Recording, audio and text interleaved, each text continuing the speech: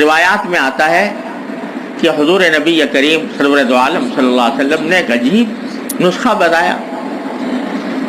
پہلے تو پیشین گوئی فرمائی کہ ایک زمانہ ایسا آنے والا ہے، تو اس میں فرمایا کہ اذا رأیتم دنیا مؤثرتن، چار چیزیں بیان فرمائیں، چار چیزیں ہونے والی ہیں. نمبر 1 شحن مطاعن وہوم متبعن ودنیا مؤثرتن واعجاب کل ذی رأی برأی. چار باتیں فرمائی ہونے والی. کیا؟ ایک تو انسان مال کی محبت اتنی اس کے اندر پیدا ہو جائے گی کہ بس اسی کے پیچھے بھاگے گا. مال کی محبت کا بہت زیادہ ہو جانا اور اسی مال کی محبت کی اطاعت کرنا. مال کی محبت اسے جو کام کرنے کو کہہ رہی وہ کر رہا ہے. وَهَوًا مُتَّبَعًا، دوسرا یہ کہ پیروی خواہشات کی ہو رہی ہے. جو دل میں آ رہا ہے، حرام ہو یا حلال ہو، جائز ہو یا ناجائز ہو، آدمی اس کے پیچھے چل رہا ہے. مجھے تو اس میں مزہ آ رہا ہے، یہی کروں گا. اس سے بحث نہیں کہ حلال ہے یا حرام ہے، جائز ہے ناجائز ہے. خواہشات کی پیروی کی جائے.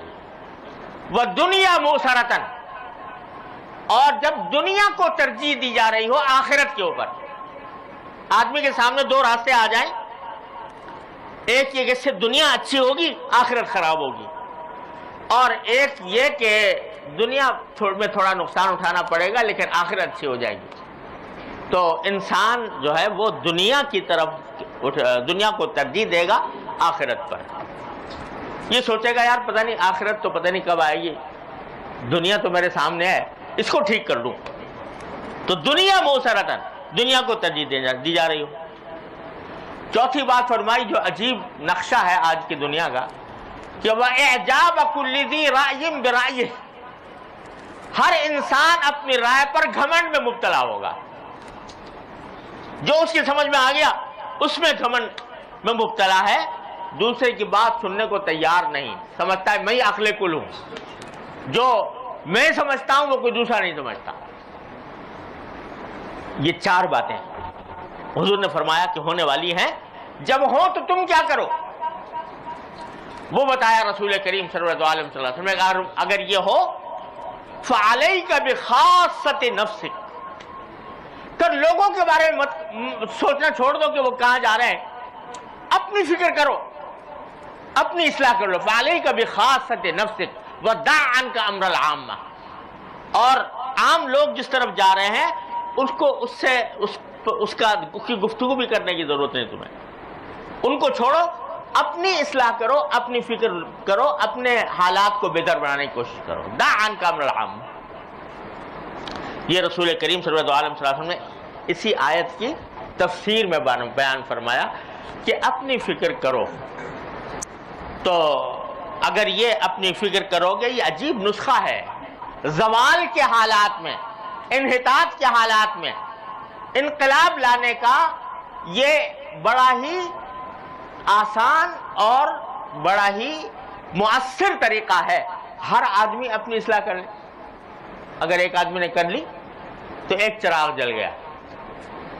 اور اللہ تعالیٰ کی سنت ہے کہ چراغ سے چراغ جلتا ہے، اور اس طرح پھر رفتہ رفتہ روشنی ہو جاتی ہے ماحول میں.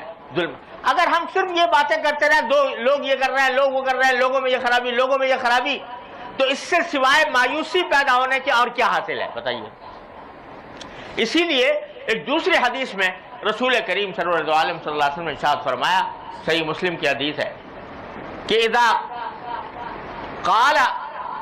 قیل من قال هلك الناس فهو اهلكهم او كما قال صلی اللہ علیہ وسلم. جو شخص یہ کہے کہ ساری دنیا تباہ و برباد ہو گئی، یعنی اس کے حالات خراب ہو گئے، فساد آ گیا. جو شخص یہ کہتا ہے ساری دنیا خراب ہو گئی، سارے لوگ خراب ہو گئے، فهو اهلكهم، سب سے زیادہ تباہ وہ خود شخص ہے جو یہ کہہ رہا ہے. تو کیوں؟ اس لیے کہ بھائی تم سے دوسروں کا سوال ہوگا آخرت میں کہ بھئی یہ ساری دنیا جو ہے یہ فساد میں مبتلا تھی، کیوں تھی، اور اس کی ذمہ داری تمہارے پر عائد ہوتی ہے، لہذا تم جہنم میں جاؤ گے. دوسروں کا کہ اعمال کے بارے میں سوال ہوگا؟ تمہارے اپنے اعمال کے بارے میں سوال ہوگا، تم سے پوچھا جائے گا۔ تلک امۃ قد خلت لہا ما کسبت ولکم ما کسبتم ولا تسألون عما کانوا یعملون۔ جو لوگ دنیا کیا کر رہی تھی اس کے بارے میں تم سے سوال نہیں ہوگا، سوال تمہارے اپنے عمل کی طرف سے ہوگا۔ یہ عجیب نسخہ ہے جو قرآن کریم نے بھی بتایا، نبی کریم سرور عالم صلی اللہ علیہ وسلم نے بھی اس کی تلقین فرمائی، اور حضرات صحابہ کرام رضی اللہ تعالیٰ عنہ اجمعین کی زندگیوں پر نظر ڈالیں تو پتہ چلے گا کہ ان میں سے ہر شخص وہ اپنی فکر میں تھا۔ وہاں کہیں ہمیں یہ نہیں لگتا کہ صحابہ کرام جو ہیں جب آپس میں بیٹھ رہے ہوں تو جو دوسرے برے کام کر رہے ہیں ان کا ذکر کرتے ہوں، نہیں، ہر ایک آدمی اپنی فکر میں تھا، میں پتہ نہیں میرا کیا انجام ہونے والا ہے۔ حضرت فاروق اعظم رضی اللہ تعالیٰ عنہ وہ خلیفہ دوم رسول اللہ صلی اللہ علیہ وسلم کے، جن کو حضور اقدس صلی اللہ علیہ وسلم نے دعائیں کر کر کے مانگا اللہ تبارک و تعالیٰ سے، یا اللہ یہ اسلام لے آئے۔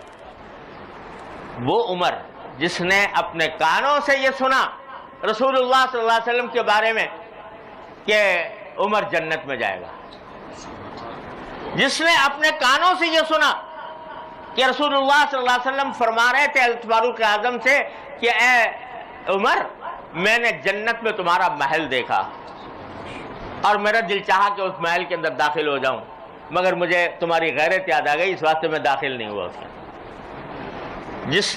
جس عمر نے یہ ساری پیشین گوئیاں بشارتیں اپنے کانوں سے سن رکھی ہیں، جب سرکار دو عالم صلی اللہ علیہ وسلم دنیا سے تشریف لے گئے، خلیفہ بن گئے، تو حضرت حذیفہ ابن یمان رضی اللہ تعالیٰ عنہ جو حضور کے رازدار تھے کہ ان کو حضور اقدس صلی اللہ علیہ وسلم نے منافقین کی فہرست دے رکھی تھی، ان کے پاس جا کے پوچھا حذیفہ ایمان سے بتا دو کہ تمہارے پاس جو منافقین کی فہرست ہے اس میں کہیں عمر کا نام تو نہیں ہے؟ یہ فکر وہ شخص جس کی آدھی دنیا پر حکومت، قیصر و کسریٰ کے ایوان اس کا نام لے کر لرزتے ہیں، ایک بڑھیا کھڑے ہو کر کہہ دیتی ہے خطاب کے دوران کہ عمر تمہیں تو قرآن بھی نہیں آتا۔ حضرت فاروق اعظم یہ کہہ رہے تھے کہ بھائی لوگ جو ہیں بڑے بڑے مہر رکھتے ہیں عورتوں کے، تو اتنے زیادہ مہر رکھنا اچھی بات نہیں ہے، اور آئندہ اگر کوئی اس طرح کرے گا تو میں اس کو سزا دوں گا۔ بڑھیا کھڑی ہو گئی، عمر تمہیں قرآن تو پڑھ لیا ہوتا، قرآن نے یہ کہا ہے کہ وَآتَيْتُمْ إِحْدَاهُنَّ قِنْطَارًا، کہ اگر تم اپنی بیوی کو کسی کو مہر دو ڈھیر بنا کر سونے چاندی کا، تو قرآن نے تو ڈھیر کا ذکر کیا، اور تم کہہ رہے ہو کہ اس سے زیادہ اگر ہوگا تو میں سزا دوں گا، تو قرآن کے خلاف بات کرتے ہو۔ حضرت فاروق اعظم نے کہا یا اللہ، ایک بڑھیا جو ہے اس کو مجھ سے زیادہ قرآن کا علم ہے، اور استغفار کیا اور کہا کہ واقعی مجھ سے غلطی ہوئی، اور کسی جگہ خطبہ دے رہے تھے، بہت شاندار قسم کا لباس پہن جو کہیں سے آیا ہوگا پہن لیا، جب وہ خطبہ دیا، خطبہ دے کر فارغ ہوئے تو پانی کی مشک بھری اور کندھے پر رکھ کر کسی بڑھیا کے گھر میں لے جا کے پانی ڈالا۔ کسی نے پوچھا کہ حضرت کسی کو حکم دے دیتے کہ وہ یہ کام کر دیتا، تو فرمایا اصل میں جب میں یہ لباس پہن کے کھڑا ہوا تھا کچھ میرے دل میں کچھ تکبر سا آ گیا تھا، تو میرے نفس نے میرے دل میں تکبر پیدا کر دیا تھا، میں اس کا علاج کرنے کے لیے کام کیا۔